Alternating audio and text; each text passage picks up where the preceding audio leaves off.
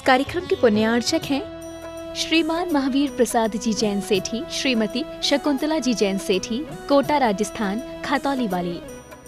स्वर्गीय श्री नागराज सगरी स्मरणार्थ Chinnas residency 32 Sheshadri road, Ananda Rao circle, Bengaluru. Shrimati Nagaraj Sagari, Bengaluru. पुत्री सौभाग्य रेखा मोहन कुमार वडकुद्रे, दामाद श्री मोहन कुमार वडकुद्रे, पौत्री कुमारी निकिता मोहन कुमार वडकुद्रे, पौत्री कुमारी रचिता मोहन कुमार वडकुद्रे, कोल्हापुर। पुत्री सौभाग्यवती प्रतिभा सदन, दामाद श्री सदन कुमार, पौत्री अर्घ्या सदन, पौत्र आगम सदन, बेंगलुरु। पौत्री सौभाग्यवती सची देवी रवि कड़बी, दामाद श्री रवि कड़बी, पौत्र माहिन रवि कड़बी, पौत्री मनस्वी रवि कड़बी, बेंगलुरु। Shri Dinesh Sarvesh Akhilesh Patni, AUM capital, Kolkata.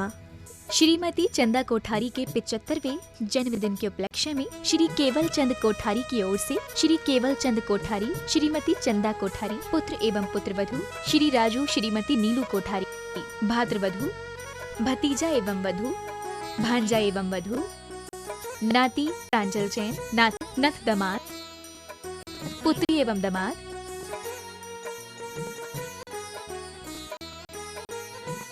पुत्री एवं दामाद, बहनोता, नाती एवं बहू, नातिन, भाभी, भतीज एवं दामाद, बहन। स्वर्गीय श्री सुरेश चंद्र जी जैन की स्मृति में धर्मपत्नी राजबाला जैन, पुत्र राजीव जैन, मनोज जैन, पुत्रवधू निधि जैन, लविका जैन, पौत्र सुवंश जैन, हर्षित जैन, पौत्री वंशिका जैन, मेघा जैन, योजना Bihar, Delhi 110092। Firm classic international, SR paper palace.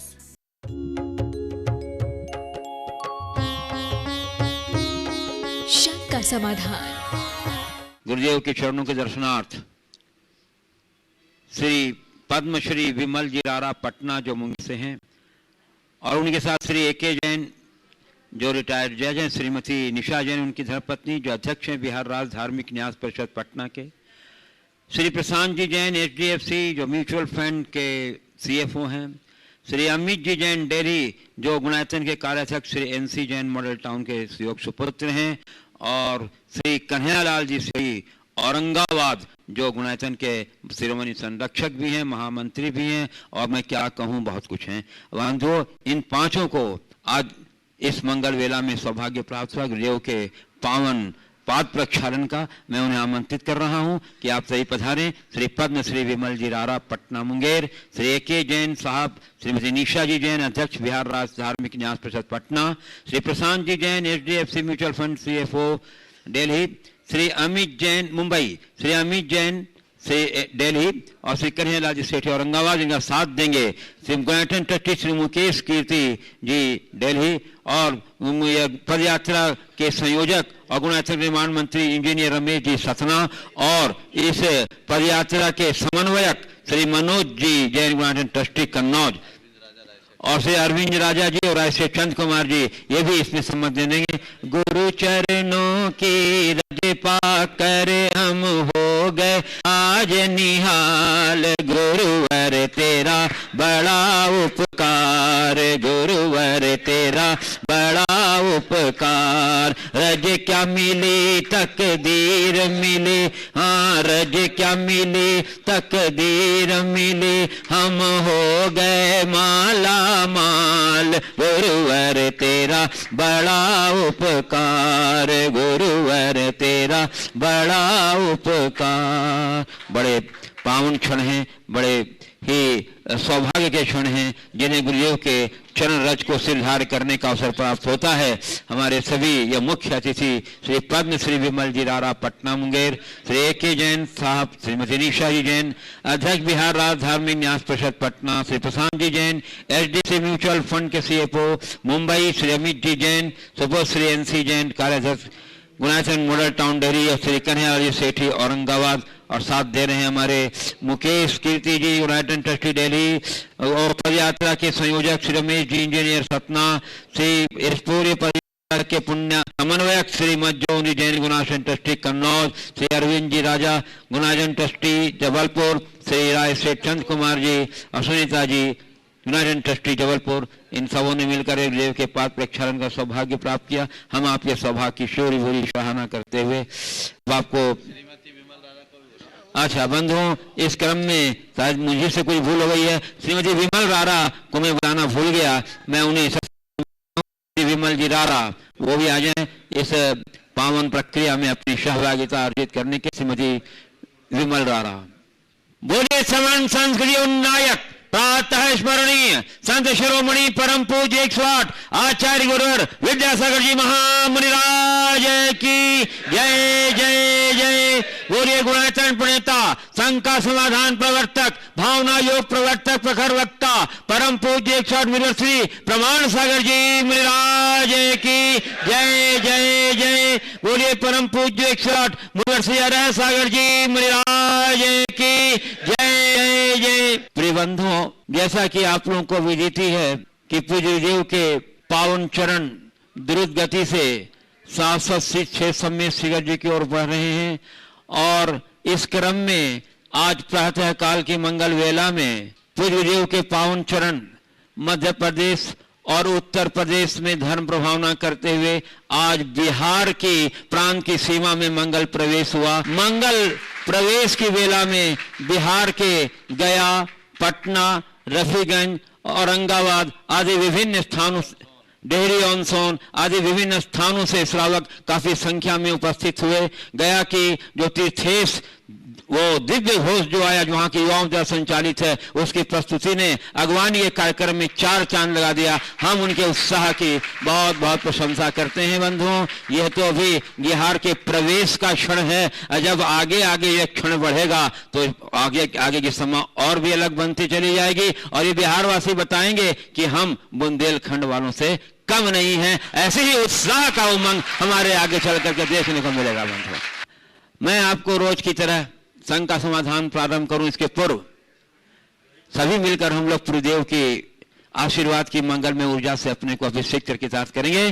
तो हाथ जोड़िए, मस्तक झुकाइए और बोलिए मेरे साथ, नमो श्री गुरुदेव, नमो श्री गुरुदेव, नमो श्री गुरुदेव। बोले मेरे श्री प्रमाण सागर जी महाराज की।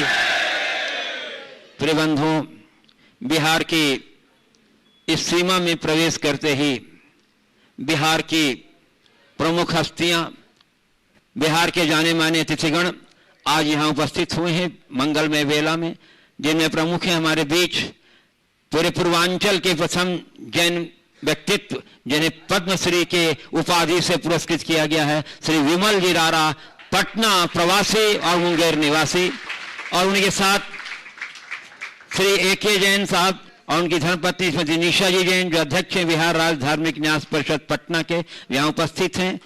श्री प्रशांत जी जैन, जो HDFC म्यूचुअल फंड के मुंबई के फंड मैनेजर चीफ CFO हैं। श्री अमित जी जैन, जो गुणायतन कार्याध्यक्ष Shri NC Jain model town के योग सुपुत्र हैं, और श्री कन्हैयालाल जी सेठी औरंगाबाद, जो ज्ञानायतन के शिरोमणि संरक्षक और महामंत्री भी हैं। इन सभी महानुभावों को मैं आमंत्रित कर रहा हूं गुरु चरणों में कि अपने स्थान यहाँ आकर के गुरु चरणों में एक सफल क्रम में मैं आमंत्रित कर रहा हूं श्री पद्मश्री विमल जी रारा, जो पटना सपरिवार सपत्नी आ जाएं और इनके सम्मान के लिए बंधुओं मैं आमंत्रित कर रहा हूं इस महापद यात्रा के संयोजक श्री इंजीनियर रमेश जी, सतना गुणायतन निर्माण मंत्री, और उनके साथ श्री राय सेठ चंद कुमार जी जबलपुर, जो हमारे गुणायतन के ट्रस्टी हैं जबलपुर से, हमारे श्री पद्मश्री, जो मैं इन्हें बिहार का गौरव कहूं तो कोई गलत बात नहीं, जैन समाज का गौरव कहूं तो कोई बात नहीं, जोरदार करता ध्वनि से बंधु अभिनंदन कर दीजिए। श्रीमती सुनीता जी, जो धर्म पत्नी हमारी श्री पद्म विमल जी रारा की, इनके सम्मान के लिए मैं आमंत्रित कर रहा हूं श्रीमती कीर्ति, जो आगे श्रीमती सुनीता जी आ जाइए, धर्मपत्नी श्री विमल जी रारा की सम्मान के लिए। जब तक सम्मान का क्रम चल रहा है बंधुओं, आप लोग अपनी तालियों का अवदान देकर ये सम्मान की गरिमा को बढ़ाएं बंधुओं। दूसरे क्रम में मैं आमंत्रित कर रहा हूं श्री ए.के. जैन साहब, जो और उनकी धर्मपत्नी श्री निशा जैन को, जो अध्यक्ष हैं बिहार राज्य धार्मिक न्यास परिषद पटना के, और जिनके सहयोग और सौजन्य से पूरी प्रशासनिक व्यवस्था को प्राप्त करने में इस पद यात्रा में बहुत ही सक्रिय सहयोग मिला है। जोरदार अभिनंदन कर दीजिए। इनके सम्मान के लिए मैं आमंत्रित कर रहा हूं महापद यात्रा के समन्वयक गुणायतन ट्रस्टी श्री मनोज जी जैन कन्नौज को और श्री शरद सरावगी कटनी जो गुणायतन ट्रस्टी हैं और जो कटनी से ही लगातार इस पद विहार में बहुत सक्रिय योगदान दे हैं, और गुणायतन ट्रस्टी श्री मुकेश जी कीर्ति जी मेट्रो दिल्ली, इन सबको आमंत्रित कर रहा हूं। हमारे श्री ए.के. जैन साहब और धर्मपत्नी श्रीमती निशा जैन जो अध्यक्ष बिहार राज्य धार्मिक न्यास परिषद पटना के बंधु, हमारे मनोज जी जैन जो समन्वयक हैं, श्री ए.के. जैन साहब के गले में सद्भावना, मनोज जैन समन्वयक ए.के. जैन साहब के गले में सद्भावना का माला पहना के सम्मान कर रहे हैं। तो हमारे श्री शरद सरावगी उनके बहुमान का दुपट्टा पहना के सम्मान कर रहे हैं। तो बंधु, और उनके साथ श्री मुकेश कीर्ति उनकी यशस्विता के लिए साल दुपट्टा पहना के सम्मान कर रहे हैं। जोरदार करते अभिनंदन कर दीजिए बंधु। और श्रीमती निशा जी का सम्मान कर रही हैं श्रीमती कीर्ति जैन ट्रस्टी। और बंधु, हमारे बीच गुरु चरणों के अनन्य भक्त श्री प्रशांत जी जैन जो HDFC म्यूचुअल फंड के CFO हैं और बहुत ही व्यस्ततम इनका जीवनचर्या रहता है, फिर भी समय समय पर गुरुदेव के चरणों के दर्शन के लिए आते रहते हैं। जोरदार करते वंदन कर दीजिए। और इनके सम्मान के लिए मैं आमंत्रित कर रहा हूं गुणायतन ट्रस्टी श्री अरविंद जी राजा जबलपुर और श्री मुकेश मोदी कटनी और श्री पंकज जी पार्षद ललितपुर, ये सभी महानुभाव आकर के हमारे श्री प्रशांत जी जैन जो HDFC म्यूचुअल फंड के CFO हैं उनका सम्मान करेंगे। श्री रविंद्र राजा गुणायतन ट्रस्टी श्री प्रशांत जी के गले में सद्भावना दुपट्टा पहना के सम्मान कर रहे हैं। और हमारे आज आई मुकेश जी मोदी, प्रशांत जी जरा अवसर ही बहुत मुश्किल से मिलता है, लोगों को लेने दीजिए। मुकेश मोदी जो बहुत सक्रियता से पूरे पद विहार में सहयोग कर रहे हैं, और पंकज पार्षद जो मुनि प्रमाण सागर संघ ललितपुर जिनका बहुत सक्रिय योगदान रहता है उसके मुख्य हैं, सम्मान कर रहे हैं हमारे प्रशांत जी का।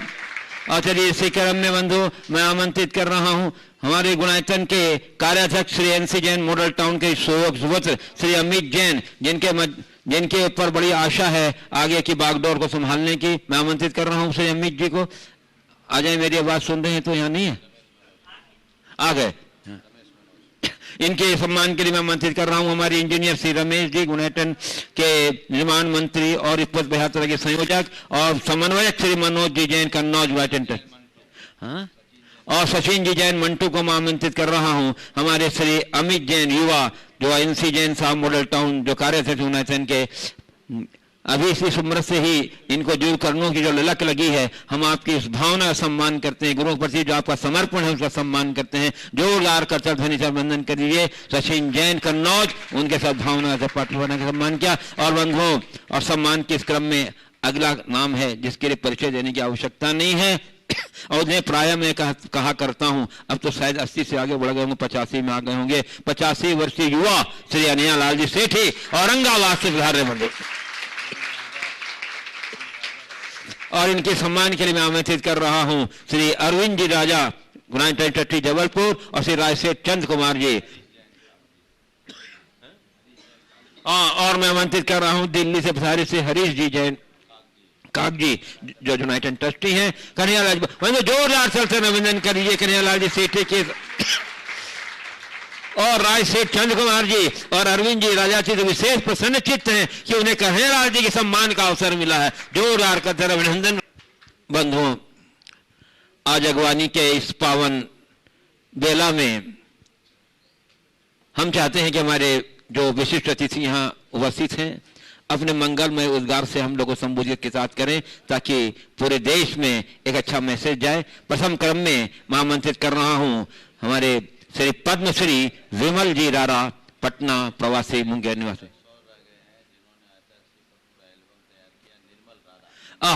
बंधुओं, एक तो मैं शायद मेरी कमी रह गई है, हम एक मुख्य व्यक्तित्व तो यहाँ पर बाकी रह गए हैं जिन्होंने आचार्य श्री के जीवन वृत्त पर एक संयम यात्रा का चित्र बनाया था जो बहुत लोकप्रिय हुआ और बड़े प्रसिद्ध संगीतकार भी हैं। मैं बता दूं तो ये रारा जी पूरा परिवार ही बहुमुखी प्रतिभा का धनी है, सभी अपने अपने फन के एक अपने अपने उस्ताद हैं। मैं उनका आमंत्रित कर रहा हूं श्री निर्मल जी मुंगेर जो संगीतकार भी हैं और संयम यात्रा के प्रस्तोता भी हैं। आइए और इनके सम्मान के में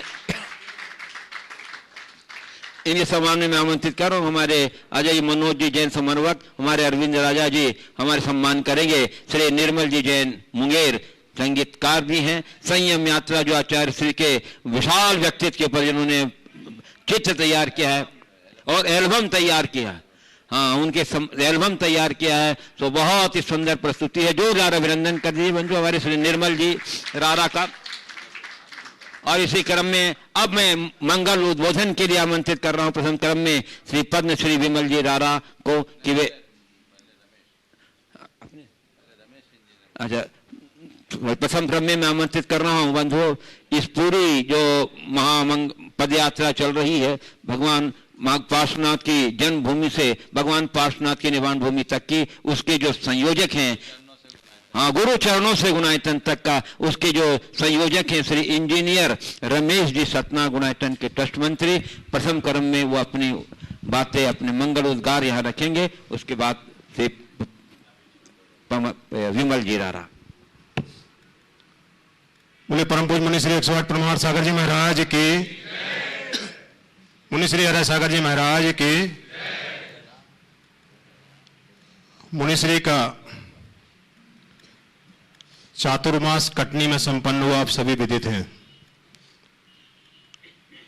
और चातुर्मास के समय जो स्थितियां थी उनसे आप भी विदित हैं और पूरा देश को जानकारी है कि कैसा संकट काल चल रहा था। लेकिन संकट कितने भी आ जाएं, अगर प्रभावना होनी है और वो श्री मुनि श्री की प्रभावना होनी है तो वो होकर ही रहती है। और वो प्रभावना कैसे दिख रही है?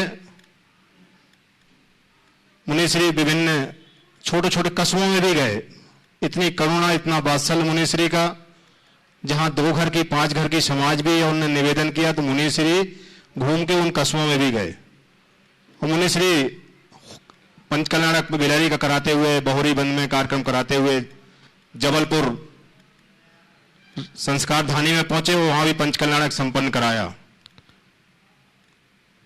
और पुनः मुनि श्री की करुणा बरसी। करुणा इसलिए कि ऐसा एक नया मार्ग मुनि श्री तलाश रहे थे शिखर जी जाने के लिए। नया मैं इसलिए कह रहा हूं कि मुझे सिर्फ मार्ग मालूम है कि शिखर जी का मार्ग सतना होकर जाता है, मुझे सिर्फ वही मार्ग मालूम है, बाकी मार्ग मुनि श्री तलाश रहे थे। लेकिन पता नहीं फिर क्या हुआ, मुनि श्री की करुणा हम लोगों पर पुनः बरसी और मुनि श्री जबलपुर से वापस फिर सतना आए। ये सतना वासियों का परम सौभाग्य था। मैं मुनि श्री के चरणों में एक बार पुनः सतना से यात्रा सम्मेद शिखर जी के लिए और आगे बढ़ी। बनारस तक की यात्रा चल ही रही थी। बनारस से इस यात्रा के स्वरूप में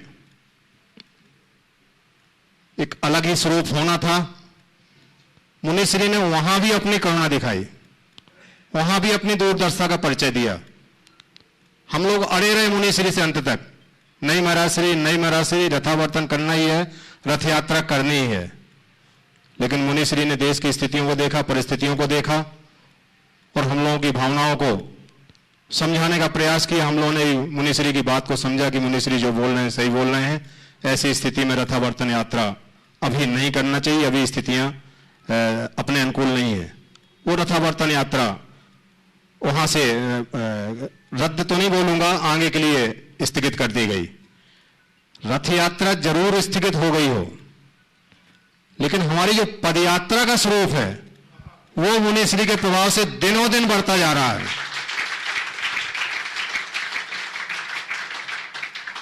उस पदयात्रा का स्वरूप ही ऐसा। अभी बाबा जी बोल रहे थे कि बिहारवासी बताएंगे कि हम बुंदेलखंड से कम नहीं हैं।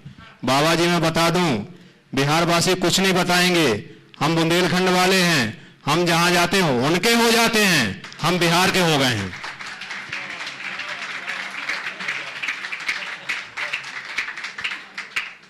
बिहारवासियों का जो आतिथ्य बॉर्डर से ही, हम सभी को बॉर्डर के क्या उसके पहले से ही आप तो आने लगे थे। कई लोगों से मेरा रूबरू परिचय भी नहीं था। विमल जी भाई साहब बैठे हैं, अखिलेश जी भाई साहब बैठे हैं, इनसे फोन से तो रोज ही चर्चा होती थी।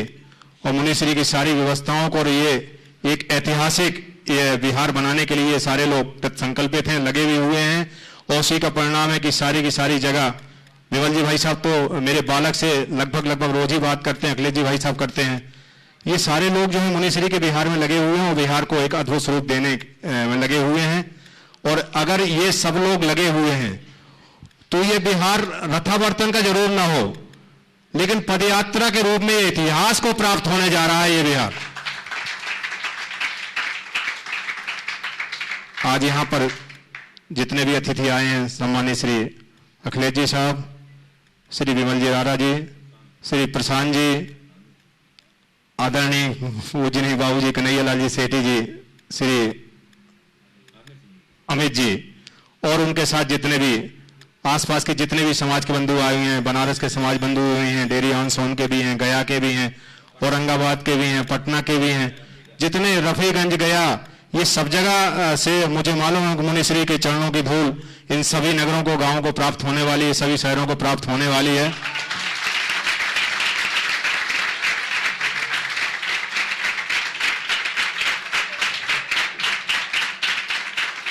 देखिए मैं बोल जरूर रहा हूं मुनिश्री, अब मैं सिर्फ बोल रहा हूं, मुनिश्री अपने मार्ग का निर्धारण खुद करते हैं। आप लोग ये मत लगाइए कि मैंने बोला मुनिश्री, आप लोग अपनी भावना मुनिश्री के सामने व्यक्त करेंगे, ऐसा मुझे पूर्ण विश्वास है। मुनिश्री आप सभी की भावनाओं को सम्मान देने।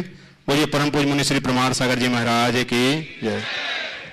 बहुत बहुत धन्यवाद समीर जी। और अब मैं आमंत्रित कर रहा हूं पद्मश्री विमल जी रारा जो पटना प्रवासी मुंगेर निवासी हैं, और उसके बाद श्री ए.के. जैन साहब जो अध्यक्ष हैं बिहार राज्य धार्मिक न्यास परिषद पटना के।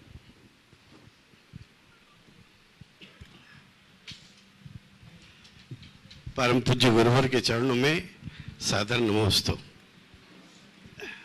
बिहार का सौभाग्य है कि बहुत वर्षों के बाद मुनिश्री का जो है बिहार आगमन हुआ है।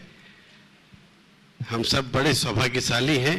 मैं समझता हूं कि 7-8 साल का क्रम तो जरूर हो गया, पावापुरी में, उसके बाद पटना, और पटना के बाद महाराष्ट्र से मैं समझता हूं कि 4-5 साल के बाद दर्शन हुए होंगे, परंतु दिल में महाराष्ट्री हमेशा विराजते हैं, ऐसा एहसास हमेशा होता रहा है। जब भी कोई मन की बात आती है तो महाराष्ट्री से चर्चा या उनको बता देना, ये चूंकि शंका समाधान, रोज मन के अंदर अनेक विकार आते हैं, उसका समाधान भी यहाँ से मिलता है। आज पहली बात कि महाराष्ट्री के चरणों में एक बात रखता हूँ मैं कि हमारा समाज पूरे देश में बहुत छोटा सा है, परंतु पूरे भारत को संचालित करता है। तो मैं मजाक में भी कहता हूँ कि Jains are the Jews of Bharat. Jain जो है भारत के यहूदी हैं। यहूदी जैसे अमेरिका के अंदर है तो पूरे अमेरिका की पूरी ताकत उनके हाथों में है, वैसे ही हमारे यहाँ भी हम छोटे जरूर हैं, कम जरूर हैं, परंतु गुणवत्ता में सबसे ज्यादा है। ऐसा हमारा योगदान है पूरे देश को बनाने में। पिछले कोरोना काल के अंदर पूरे देश भर के अंदर, क्या पूरे विश्व में एक आतंक की स्थिति आ गई थी, अराजक स्थिति आ गई थी। उस समय जैन धर्म लगा कि सच में एक वैज्ञानिक धर्म है जिसके आधार पर पूरा विश्व संचालित हो सकता है, नियमित हो सकता है।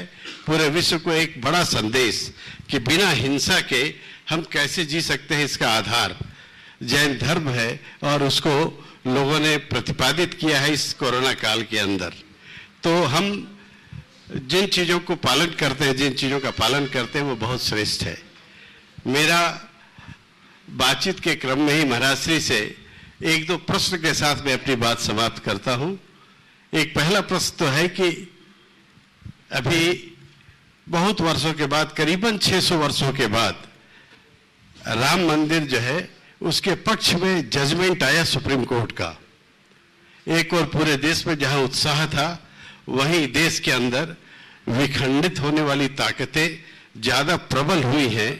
तो क्या हम आने वाले और 20-30 सालों के अंदर देश का क्या हाल रहेगा, किस ढंग से हम उससे बच सकेंगे, एक तो ये प्रश्न है। और दूसरा कि आजादी के बाद लोग कहते हैं कि संविधान से देश चलता है। हमारा संविधान तो हजारों साल पुराना है, परंतु हजारों साल पुराना होने के बावजूद यदि देश संविधान से चलता है तो अभी संविधान के 70 वर्ष हुए हैं।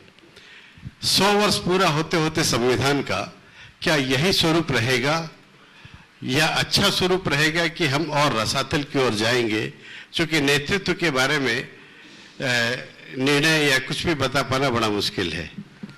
आज गुरु चरणों में सादर नमोस्तु करता हुआ मैं अपनी बात समाप्त करता हूँ। बहुत अच्छी बात कही है विमल जी ने। 2 मिनट खड़े रहे आप। आपके 2 महत्वपूर्ण प्रश्न और दोनों राष्ट्रीय हित से जुड़े हुए।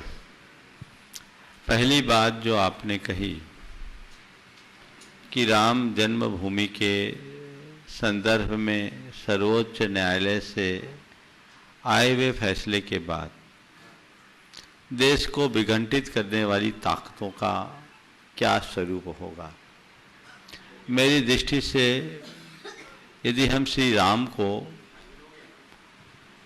एक धर्म विशेष से न जोड़कर सांस्कृतिक एकता के प्रतीक के रूप में प्रस्थापित करें तो ये देश को विखंडित करने की जगह एकजुट करने में मददगार बनेगी, ऐसी मेरी अवधारणा है। और हमें रामचंद्र जी जैसे महापुरुष को एक धर्म, एक संप्रदाय, एक परंपरा विशेष से बांध करके नहीं रखना चाहिए। राम तो हमारा अपना स्वरूप है, सब कुछ राममय है, हम आप सब राम हैं। रमन्ते योगिनः अस्मिन् स रामः। जिसमें योगी जन रम जाए वो राम है। क्यों न हो, राम मंदिर के निर्माण के साथ साथ पूरे देश की जनता में राम भाव जगाया जाए, और यदि राम भाव जगा दिया गया तो फिर ये सवाल स्वतः समाप्त हो जाएगा। हमारी पूरी कोशिश इस दिशा में होनी चाहिए। पूरे देश के लोग राम मंदिर के निर्माण में अपार उत्साह प्रकट कर रहे हैं। साथ साथ इसके समानांतर यदि हम राम भाव जगाने के लिए सचेष्ट हो जाएं तो सोने में सुगंध होगी। दूसरी बात, आपने संविधान के संदर्भ में बात की है कि 70 वर्ष में संविधान की दशा आज की अलग है और 100 वर्ष बाद क्या होगा। मैं इस संदर्भ में एक ही बात कहूँगा कि देश के लिए संविधान है, संविधान के लिए देश नहीं। बस इस एक ब्रह्म वाक्य को सब याद रखें। देश के हित के लिए संविधान बनाया है और देश हित को सर्वोपरि रखना चाहिए। हमारे संविधान के निर्माण के बाद अनेक संशोधन हुए। मेरे ख्याल से शताधिक संशोधन कितने हो गए? 120 संशोधन हो गए। समय काल के अनुरूप अगर संशोधन अपेक्षित है तो उसमें हमें हिचकना नहीं चाहिए, पर इस वाक्य को सदैव ध्यान रखना चाहिए कि देश के लिए संविधान है, संविधान के लिए देश नहीं। यदि इतनी बात ध्यान में रखी जाए तो शायद कोई समस्या खड़ी ना हो। बहुत बहुत आमंत्रित कर रहा हूँ श्री जस्टिस AK जैन साहब, जो अध्यक्ष हैं बिहार राज्य धार्मिक न्यास परिषद पटना के, अपनी बात रखेंगे। बस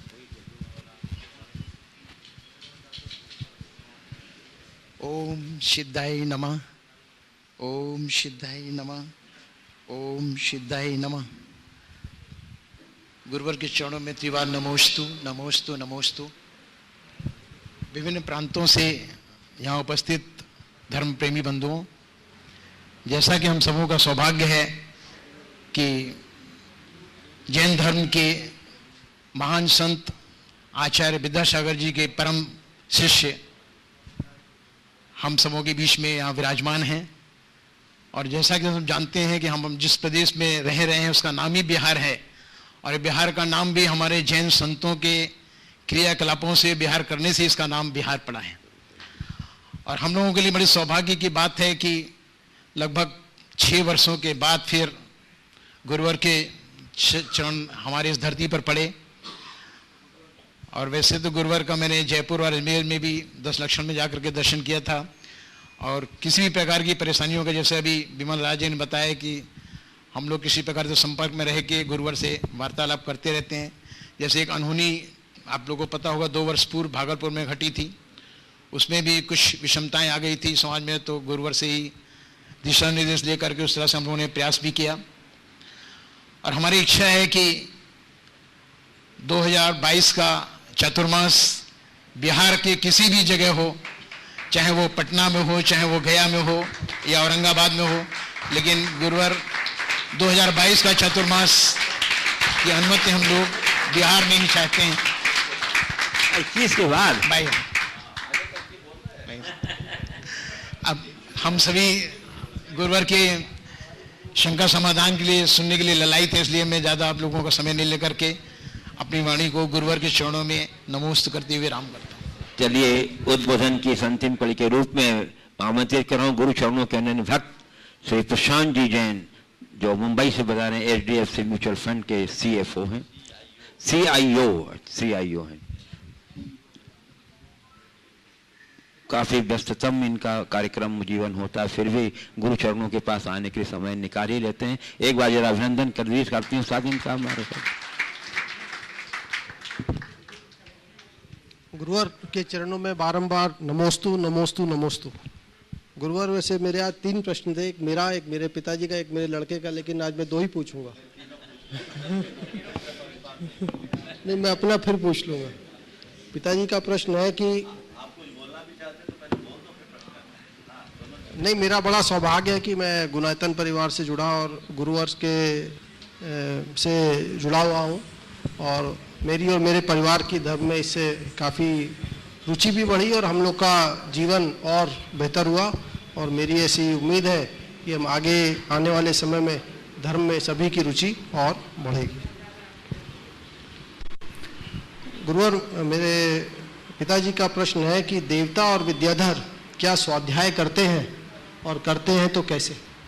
देखिए, बहुत अच्छा। सबसे पहले तो मैं आप सबसे कहूं, प्रशांत जी आज शीर्ष पे रहने के बाद भी सादगी की प्रतिमूर्ति हैं।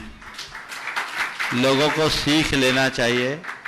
आज भी समृद्धि के शिखर पर बैठने के बाद भी इनके परिवार में जो वातावरण है वो आज साधारण परिवारों में भी बहुत कठिनाई से दिखता है। ये बहुत सादगी से रहते हैं, और सादगी का अनुमान आप इससे लगा लीजिए कि इनके घर का काम ये लोग अपना काम मानकर खुद करते हैं। इससे बड़ी बात क्या है? ये एक उदाहरण है और लोगों को प्रेरणा लेनी चाहिए।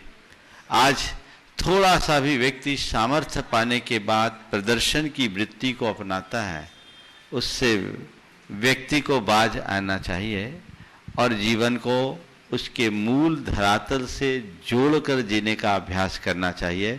प्रशांत भाई उसके ज्वलंत उदाहरण हैं। हम सब को तहे दिल से इनका स्वागत करना चाहिए। आपने पूछा है देवता और विद्याधर भी स्वाध्याय करते हैं।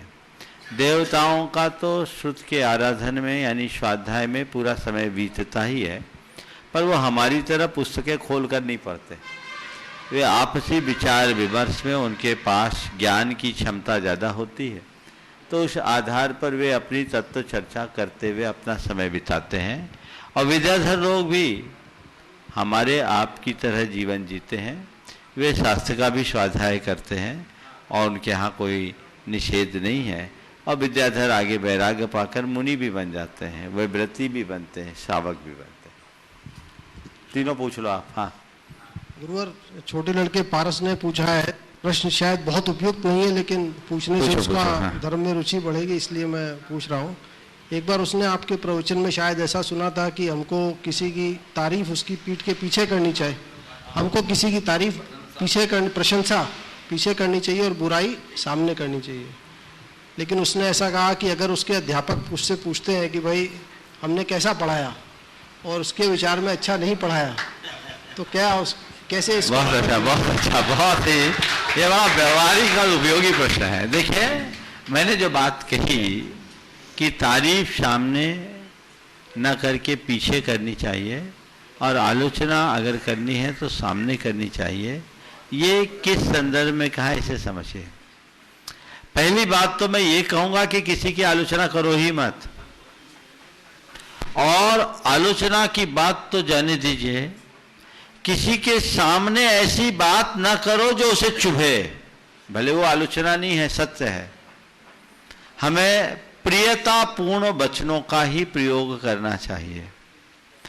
तारीफ सामने कर रहे और पीठ पीछे बुराई कर रहे, वो ठीक नहीं।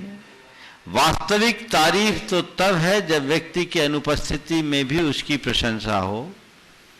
कुछ लोग हैं जो सामने एक प्रकार की चाटुकारी मानसिकता से प्रेरित होकर के प्रशंसा कर देते हैं, लेकिन पीठ पीछे आलोचना करते हैं।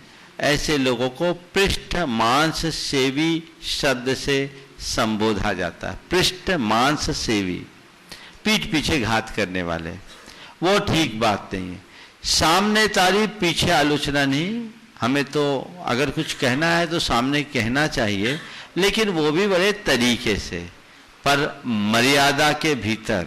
आपने शिक्षक की बात की, अगर उन्होंने ठीक से नहीं पढ़ाया और आप उससे कह रहे हैं तो ये सीधी सीधी बात कह देना ठीक नहीं है। हाँ, यदि आपका उनके साथ ऐसा संबंध है कि आप एक दूसरे के साथ आत्मीयता से जुड़े हैं और आप अगर बुरा कहें और सामने वाला बुरा न माने, आपको ऐसा सुनिश्चित है, तो उससे थोड़ा सा हल्की सी चाशनी लगा के कह सकते हैं, सर आप रोज बहुत अच्छा पढ़ाते हो, आज भी आपने पढ़ाया तो अच्छा है, पर हमें थोड़ा कम समझ में आया। रास्ता निकल गया, ठीक है ना? पढ़ाया बहुत अच्छा, पर हमें कम समझ में आया, थोड़ा आप दोबारा समझा दो तो ज्यादा अच्छा हो। हाँ। जी गुरुवर, मेरा प्रश्न ये है कि मनुष्यों की जो बढ़ती हुई जनसंख्या है, कर्म सिद्धांत, इस विषय में इससे हमें क्या मतलब मैसेज मिलता है कि ऐसा क्यों हो रहा है? देखिए, सवाल अक्सर आता है कि एक तरफ कहा जाता है कि मानव जीवन दुर्लभ है, बड़े पुण्य से नर्तन पाते हैं, पर मनुष्यों की संख्या इतनी क्यों बढ़ रही? मेरा मानना है कि जो भी हमारे शास्त्रों में मनुष्य जीवन की दुर्लभता की बात की गई है, उसके आशय को समझे। मेरी मान्यता है कि मनुष्य होना दुर्लभ नहीं है, मनुष्यता पाना दुर्लभ है। तो आज मनुष्यों की संख्या भले बढ़ रही है, मनुष्यता घट रही है। तो मनुजत्व को प्रकट कर पाना, तन से मनुष्य कोई भी बनता है, कोई बड़ी बात नहीं। स्वभाव से मनुष्य होना चाहिए। आकृति में मनुष्य बहुत बड़ी उपलब्धि नहीं। प्रकृति से मनुष्य बनो, मनुष्य की प्रकृति हमारे भीतर जगे, ये बहुत दुर्लभ है। दुनिया में ऐसे बहुत कम लोग हैं जो मनुष्य होकर मनुष्यत्व को साकार कर रहे हैं। नमस्ते गुरुदेव। बंधु, आज प्रवेश की मंगल वेला में इस पावन क्षण के साक्षी बनने बिहार के विभिन्न स्थानों से यहाँ सभी समाज के प्रतिनिधि पहुंचे हैं। मैं क्रम से एक एक करके उन्हें आमंत्रित करूंगा। अपने स्थान पर खड़े होकर के नमन करते हुए अपनी भावना और एक दो जने अपनी जिज्ञासा रख दीजिएगा। सर्वप्रथम मैं आमंत्रित कर रहा हूँ गया की जैन समाज को, जो यहाँ उपस्थित हुई है। श्री पवन जी अजमेरा जो अध्यक्ष हैं, उनके नेतृत्व में सब खड़े हो जाएं। हाँ, बोलेंगे गया समाज की तरफ से श्री हेमंत पाटनी, जो हमारे गया जैन समाज के प्रवक्ता हैं। और इसके बाद तैयार रहना तीर्थेश दिव्य घोष, जो गया से आया है। दोबारा हाँ हाँ। चलिए, संत शिरोमणि परम पूज्य 108 आचार्य श्री विद्यासागर जी महाराज की जय। जय परम पूज्य 108 महाराज श्री प्रमाण सागर जी महाराज की। जय परम पूज्य 4 महाराज श्री अरह सागर जी महाराज की जय। बंधुओं, जब प्रकृति आती है, जब बसंत आता है तो प्रकृति मुस्कुराती है, और जब संत आते हैं तो संस्कृति मुस्कुराती है। यह हमारे बिहार वासी का परम सौभाग्य कि इस बसंत के मौसम में संत का आगमन हो रहा है, और यह राह धीरे धीरे हमारे गया नगर की ओर जा रही है। महाराज श्री आपके दर्शन विभिन्न अवसरों पर हुए, गया में आपके छोटे प्रवास भी हुए, प्रवास भी हुए और चातुर्मास भी हुए। हमें आपके सभी वो वक्त याद हैं, लेकिन प्रमुखता से वो वक्त याद है जब आपने रामायण गीता ज्ञान गंगा के माध्यम से जिन दर्शन को जन दर्शन बनाया था और जिन धर्म को जन धर्म बनाया था। हम चाहते हैं कि उसी इतिहास को फिर से दोहराया जाए। आज गया की जनता विभिन्न अवसरों पर वो या तो पहले तरुण सागर जी महाराज को सुनती थी और अब जिनवानी चैनल के माध्यम से आपको सुनती, समाधान के शंका समाधान के माध्यम से वो पूछती है कि कब आएंगे महाराज श्री, कब हमारी धरती पावन बनेगी, महाराज श्री के चरण पड़ेंगे यहां पर। तो हम जब चूंकि यहां आए हैं तो स्वाभाविक रूप से गया के लोग हमसे पूछेंगे कि क्या जवाब लेकर आए हो। मैं समस्त समाज की ओर से, गैर समाज की ओर से महाराज श्री के पावन चरणों में वहां के प्रवास के लिए, ग्रीष्मकालीन वाचना के लिए आपसे प्रार्थना कर रहा हूं। आइए। नमोस्तु महाराज जी, नमोस्तु। इसके साथ एक जिज्ञासा है महाराज जी। हाँ बोलो। आज सभी जगह यह चर्चा चल रही है कि जैन मंदिर बहुतायत से बन रहे हैं, उसमें पूजा करने वाले कम हैं, देख रेख कम है। तो आज आवश्यकता इस बात की है कि हम जैन मंदिरों की संख्या कम करके अपने उपयोग को शिक्षालय, स्वास्थ्य सेवा तथा जन सामान्य के सेवाओं के कार्यों में लगाएं। तो हमारे आगम में इस संबंध में क्या व्यवस्था दी गई है, कृपया इसे अपने मार्गदर्शन। देखिए, सवाल अक्सर आता है, मैं आप सबसे कह रहा हूं, जैन मंदिर अधिक होना हमारे लिए चिंता का विषय नहीं, गौरव का विषय होना चाहिए। क्योंकि मंदिर हमारी धार्मिक आस्था का आधार तो है ही, सब प्रकार की सामाजिक और सांस्कृतिक चेतना का भी केंद्र है। जब तक मंदिर रहेंगे हमारे अंदर जैनत्व जुड़ा रहेगा। मंदिर नहीं होंगे, धर्मायतन नहीं होंगे तो हमारा धार्मिक विश्वास भी दिनों दिन छिन्न भिन्न हो जाएगा। तो मंदिरों का निर्माण आवश्यक है, अपेक्षित है। जितने हमारे धर्म के बड़े बड़े क्षेत्र हैं वहाँ मंदिर का निर्माण होना चाहिए ताकि हमारे सांस्कृतिक इतिहास को सुरक्षित रखा जा सके। आज हमारा जो भी इतिहास लिखा जा रहा है वो हमारे मंदिरों के बल पर ही लिखा जा रहा है। हमारे पुरावशेष ही हमारे धर्म के गौरव को बढ़ा रहे हैं। शास्त्र साहित्य तो फिर भी छिन्न भिन्न हो सकते हैं, लेकिन मंदिरों का एक एक पत्थर हमारी संस्कृति की गौरव गाथा गाता रहता है, गीत गाता है, उसमें कोई संशय नहीं। इसी तरह जैसे जैसे शहरों का विस्तार हो रहा है, लोगों की धार्मिक भावनाओं को सुरक्षित बनाए रखने के लिए मंदिरों का निर्माण भी जरूरी है ताकि लोग धार्मिक और सामाजिक क्षेत्रों से जुड़े रहें। जहाँ तक शिक्षा संस्थान और चिकित्सा संस्थानों की बात है, उनकी अपनी उपयोगिता है, उनका निर्माण जहाँ जैसा आवश्यक है, अपेक्षित है, होना चाहिए। अगर अनुपाततः हम देखें तो जैन समाज के द्वारा सारे देश में कोई ना कोई विद्यालय और कोई ना कोई औषधालय संचालित है, पर वर्तमान की बदली हुई व्यवस्था के कारण उन सब की दुर्व्यवस्था हो रही है, क्योंकि अब शिक्षा और चिकित्सा एक उद्योग का रूप लेते जा रही है, वो सेवा की पर्याय नहीं बची। इन्हें बनाना बहुत सरल है, लेकिन चलाना एक बहुत बड़ी चुनौती है। हमें इन सब बातों का ध्यान रखना चाहिए और इनके निर्माण के बाद ये हमारे लिए केवल हमारे जीवन के निर्वाह का साधन बनेंगे। हमें निर्वाह की संपूर्ण ज़रूरतें पूर्ण करनी चाहिए, लेकिन निर्वाह के साथ साथ जीवन के निर्माण की बात भी ध्यान में रखना चाहिए, जो हमारे धर्मायतनों से ही संभव है, अन्यत्र नहीं। हमारे शास्त्रों में अपने धन को 7 स्थानों पर लगाने की प्रेरणा दी गई है और जीवन को सार्थक बनाने का उपाय बताया गया है। जिनबिंब जिनागार जिन यात्रा प्रतिष्ठिकम दान पूजा सुसिद्धांत लेखनम सप्त क्षेत्रियो।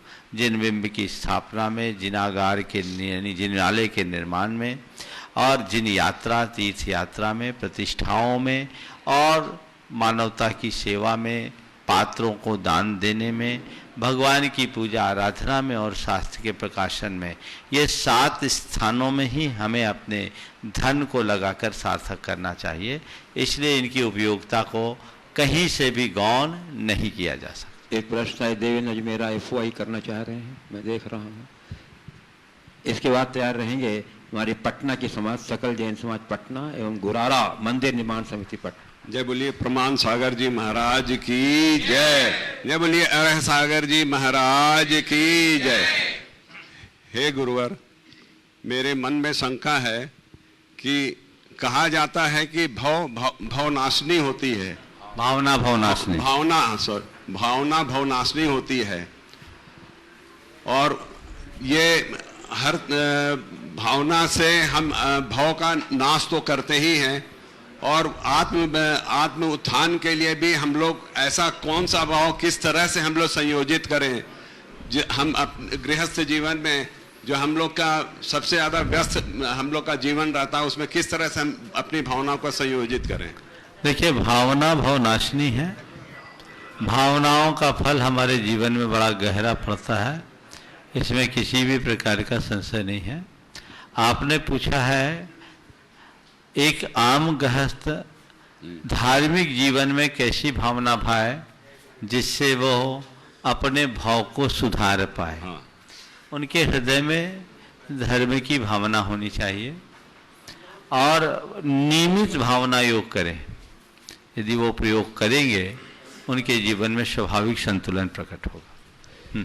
हाँ, इस वक्त तीर्थ दिव्य घोष हमारे गया की जो युवा लोग जो लेकर आए हैं दिव्य घोष, मैं बता दूं, और यह जो दिव्य घोष गुरुदेव के चातुर्मास में सन 2008 में जो गया हुआ था, उसी समय यह दिव्य घोष की स्थापना वहां हुई थी, तब से अनवरत चल रहा है। हमारे सभी युवा साथी का जरा एक बार जोरदार कथक ध्वनि से उत्साहवर्धन के लिए हमारे गुरुवर के चरणों में त्रय बार नमोस्तु नमोस्तु नमोस्तु।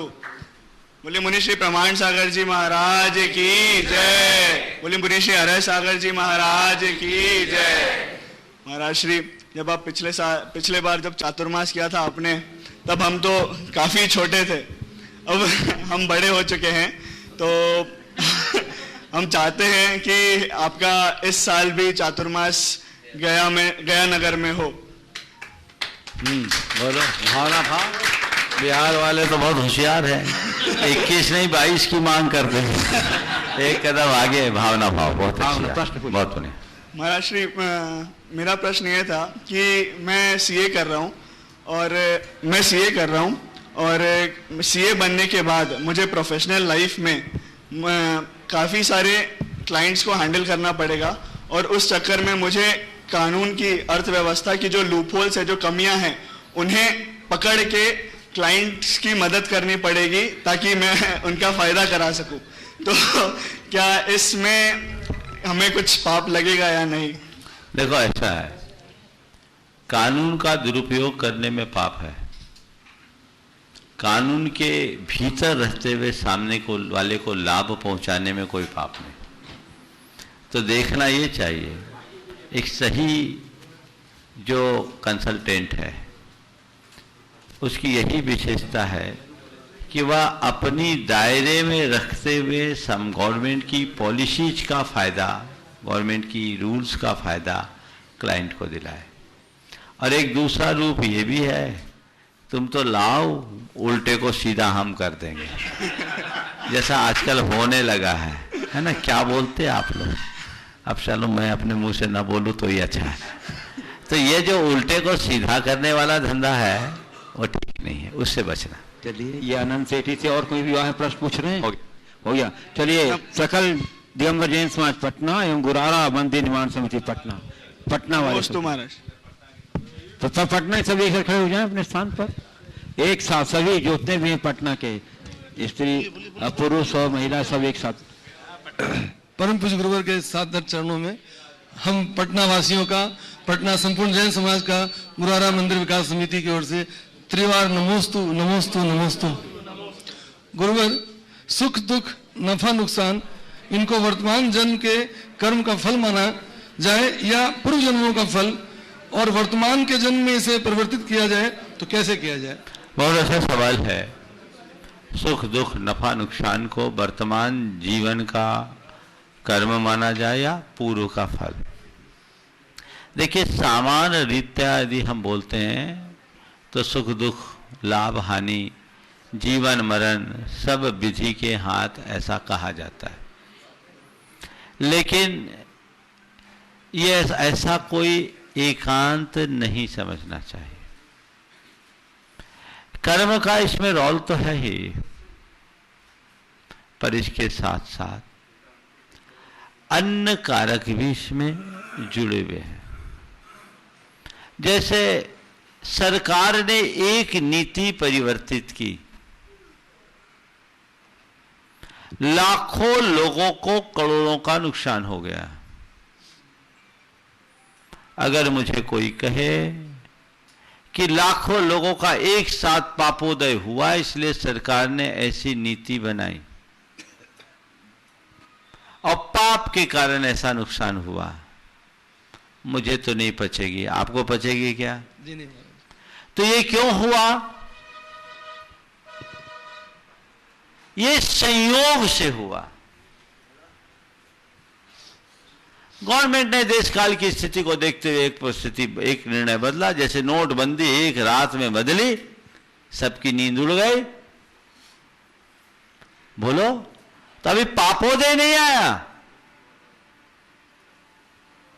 ये पापोदय नहीं है, ये एक संयोग है। देश काल की स्थिति के अनुरूप कर्म अपना फल देता है। पापोदय तब जब कोई व्यक्तिगत हानि हो,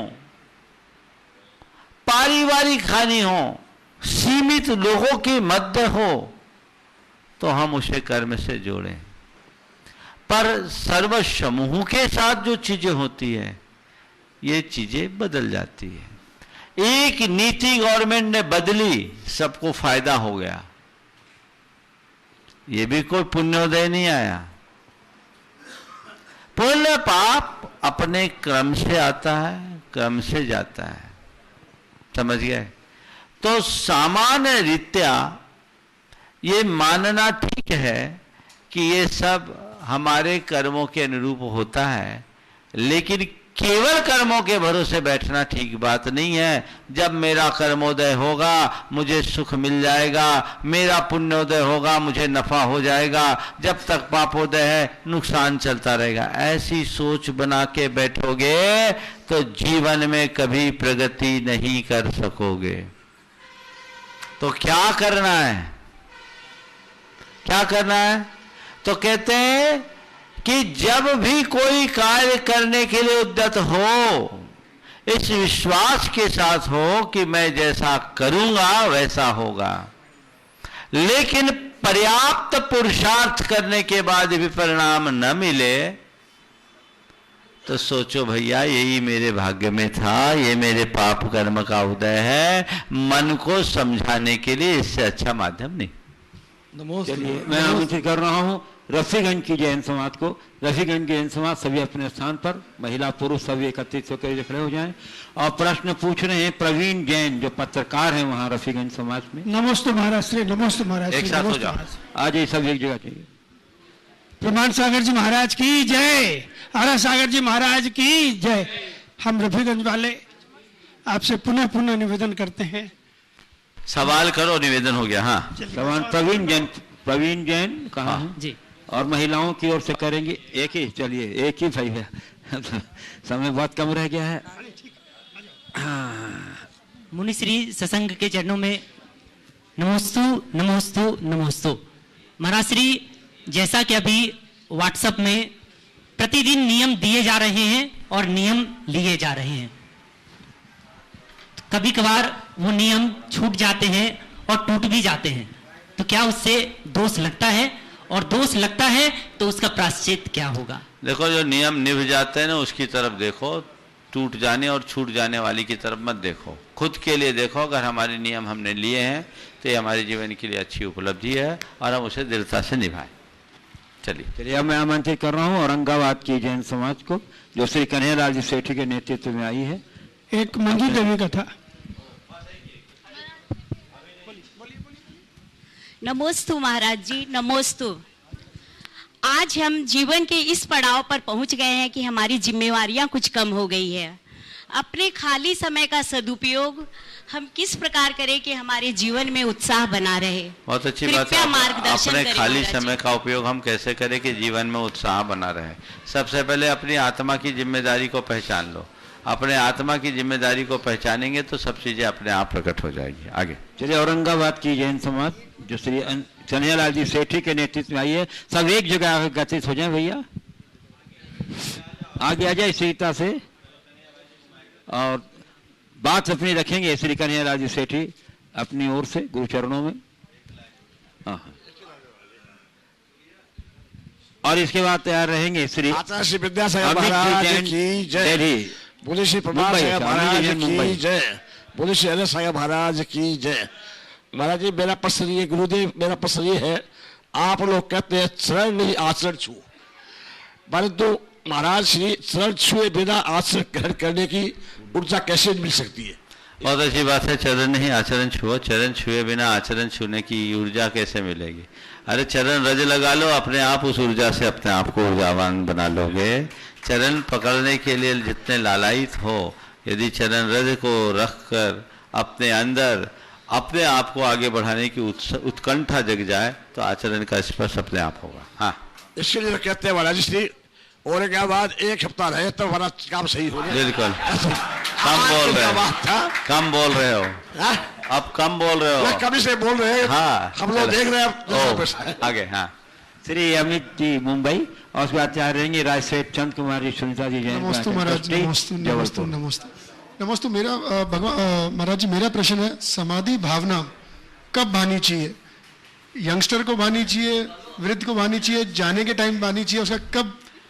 ये बताओ, किसी को पता है कि मेरे जाने का टाइम कब है? अगर ऐसा हो तो ठीक है, सब बोले जब आने के जाने का टाइम है तो बना लेना। लेकिन महाराज उस टाइम करके तो फायदा क्या, तब तक तो मैं सारे कर्म मैं बता रहा हूं ना, इसलिए किसकी कब बारी आ जाए कोई पता नहीं, अतः हर पल तैयारी रखनी चाहिए। एक सवाल है, ये सवाल उठा कि समाधि तो अंत में होती है और अंत मता सो गता कहते हैं, तो जब मरना हो तभी समाधि की भावना मालेंगे, अभिषेक मशक्कत क्यों करे? तो बहुत अच्छा उत्तर दिया भगवती आराधना नामक ग्रंथ में, बड़ा व्यवहारिक उत्तर। बोले देखो, युद्ध छिड़ने से पहले युद्धाभ्यास जारी रखना चाहिए। जिसका युद्धाभ्यास जारी रहेगा वो युद्ध छिड़ने पर विजित होगा, और युद्ध छिड़ने के समय में जो युद्धाभ्यास करेगा उसका क्या होगा? समझ गए? इसलिए जीते जी ये युद्धाभ्यास है, जारी रखो। नमस्ते महाराज। ग्वाइटन ट्रस्टी श्री राजसेठ चंद कुमार जी सुनीता जी जबलपुर, पर तैयार रहेंगे ग्वाइटन ट्रस्टी श्री अरविंद राजा जी सुनीता जी जबलपुर। महाराज श्री के चरणों में मेरे परिवार का बार नमोस्तु नमोस्तु नमोस्तु। महाराज श्री, स्त्री परिवार की धुरी है।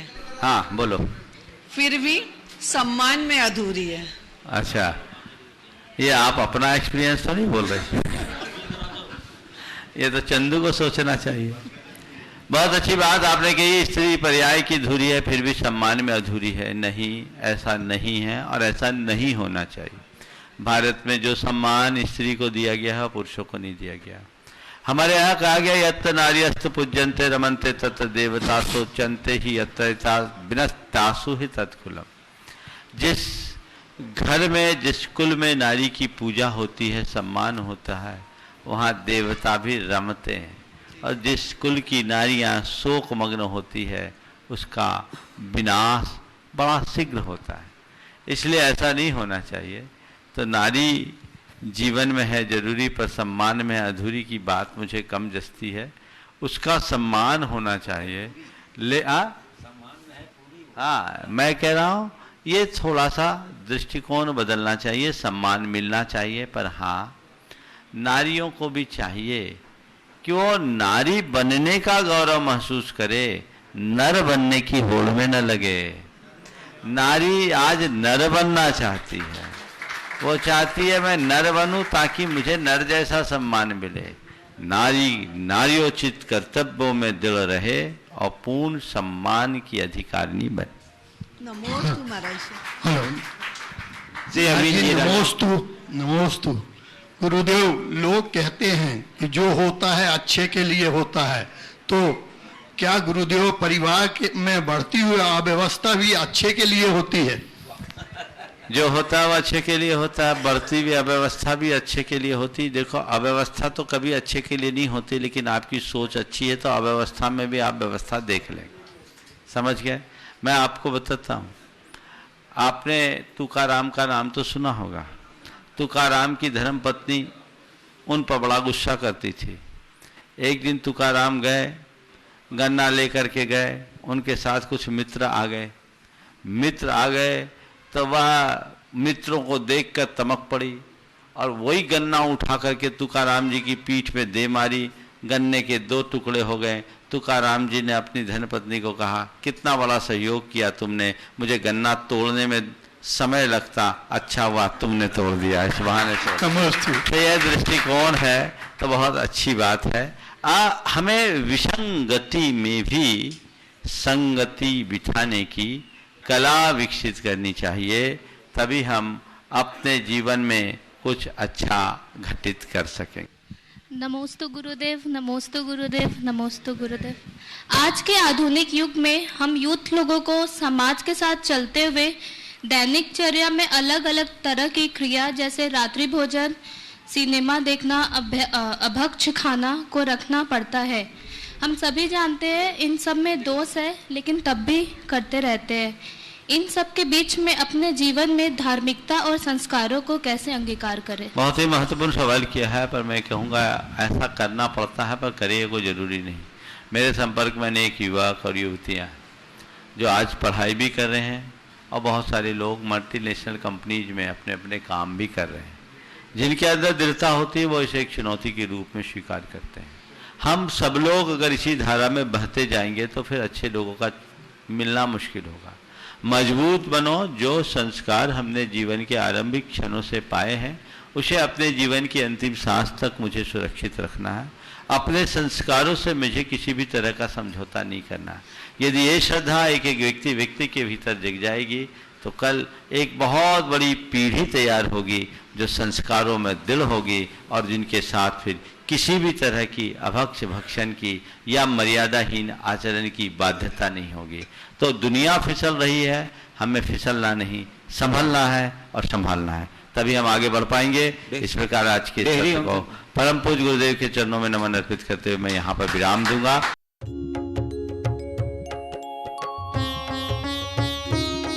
शक का समाधान। इस कार्यक्रम के पुण्यार्चक थे श्रीमान महावीर प्रसाद जी जैन सेठी, श्रीमती शकुंतला जी जैन सेठी, कोटा राजस्थान, खातौली वाली। स्वर्गीय श्री नागराज सगरी स्मरणार्थ, Chinnas residency 32, Sheshadri road, Ananda Rao circle, Bengaluru. Shrimati Shobha Nagaraj Sagari, Bengaluru.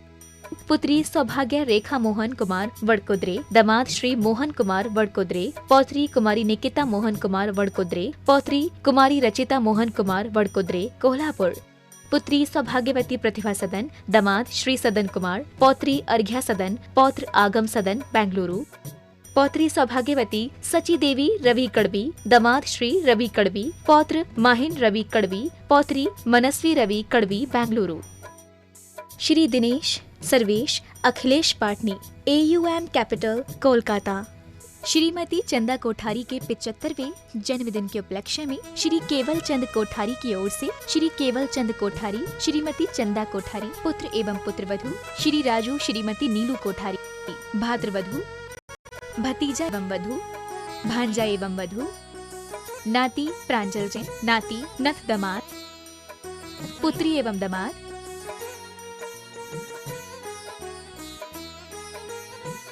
पुत्री एवं दामाद, बहनोता, नाती एवं बहू, नातिन,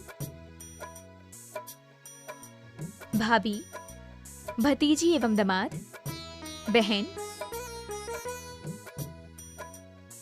स्वर्गीय श्री सुरेश चंद जी जैन की स्मृति में धर्मपत्नी राजबाला जैन, पुत्र राजीव जैन, मनोज जैन, पुत्रवधू निधि जैन, लविका जैन, पौत्र सुवंश जैन, हर्षित जैन, पौत्री वंशिका जैन, मेघा जैन, योजना Bihar, Delhi 110092। Firm classic international, SR paper palace.